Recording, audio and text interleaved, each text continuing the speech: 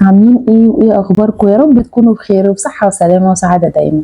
وطالما انا طلعت فجأة كده يبقى عندي حاجة وحوار لازم اقوله لكم. بما انكم انتوا اخواتي واصحابي وحبايبي فانا لازم اتكلم معاكم شوية. والموضوع اكيد يخصني، خليكم معايا للاخر عشان تعرفوا ايه اللي يخصني.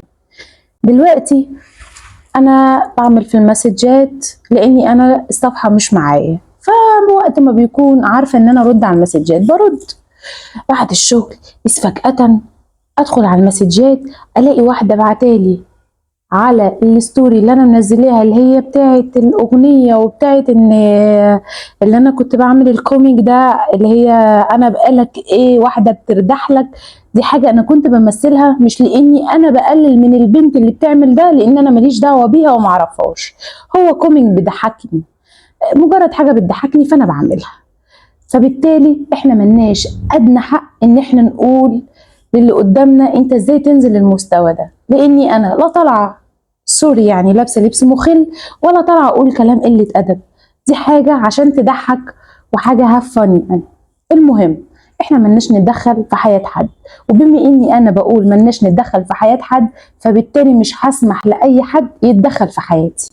واحده لذيذه محترمه، مش هتكلم على اهلها لان اهلها اكيد ربوا فيها الاحترام، بس هي للاسف حبت تنحل شويه، دخلت وراحت جايه كاتبالي الكومنت ده.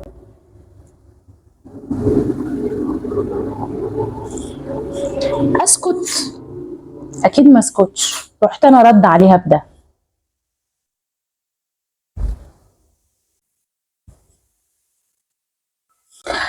اصل انا يعني بصراحه ومش هكدب عليكم وهي دي شخصيتي، انا عيني مش من ازاز عشان ما ردش على حد. واي حد بيفكر ان هو يدخل يقول لي اي كلمتين ومفكر ان هو هيأثر بيهم فيا فهو بيحلم، وتقريبا بيحلم وهو مش متغطي. تعالوا اقول لكم على حاجه. الاستاذه معنى كلامها انها بتقول لي ان معنى اصح ان الفلوس بانت عليا والنظافه بانت عليا. تعالي اقول لك يا استاذه، وقت ما انت كنت قاعده في بيتك ما بتعمليش حاجه وقاعده عاطله وقاعده عال على اهلك، انا واحده كنت بشتغل، وكنت بشتغل اول ما ابتديت شغل ابتديت ب 200 جنيه، و200 جنيه في مكتبه، وافتخر ان انا كنت بشتغل كده. بعد ما اشتغلت هلم جرة لغاية لما وصلت للي انا فيه دلوقتي. وفي وسط كل ده انا ما قلتش يا عيني انا مش قادرة ومش هينفع ان انا ما اتعلمش. لا، كنت بتعلم، وبعد ما اتعلمت تعليم زيادة وعملت الدبلومة وكنت باخد كورسات. في عز ما انت حضرتك انا معرفش كنت بتهببي ايه في حياتك. في كل ده بقى انا كنت بعتبر ان انا بيقال عليا ان انا اشيك واحده في صحابي. مش معنى كده ان صحابي مش شيك، كل واحده فيهم ليهم شياكه بطريقه معينه.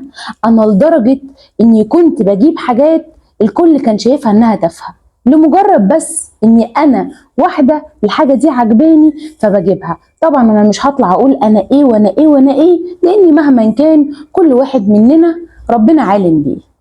انا بقى مش هطلع اقول الفلوس بانت ولا ما بانتش، انا هطلع اقول انت اصلك هو اللي بان. لما تكوني انت بني ادمه طالعه لمجرد انك تنتقدي وفي الاخر تقولي لي ايه الظاهر ان كلامي جه على الوجيعه. لا يا قطه، انا ما عنديش وجيعه، انا الحمد لله عيني مش من ازاز ما بتتكسرش. اللي بيتكسر البني ادمه الحقوده والصفرة واللي ما بتعرفش تعمل حاجه في حياتها، واللي ما عندهاش طموح وما بتقدرش توصل له.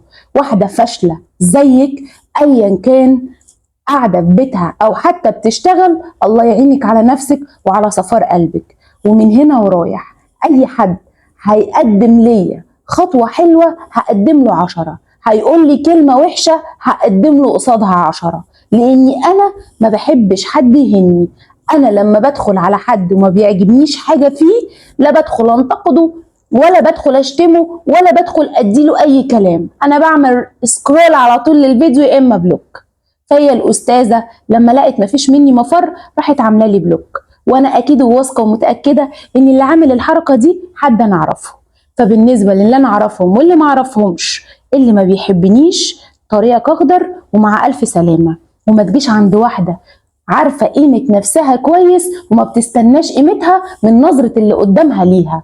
انت واحده قليله الثقه ومستخبيه في ايميل فيك شبهك عشان انت فيك. حاولي على قد ما تقدري ما تقفيش قصاد حد عارف قيمة نفسه. اخر الفيديو انا بحبكم كلكم، بحب اللي بيحبني، واللي ما يحبنيش يضرب دماغه في اقرب حيطة يكون واقف قصادها.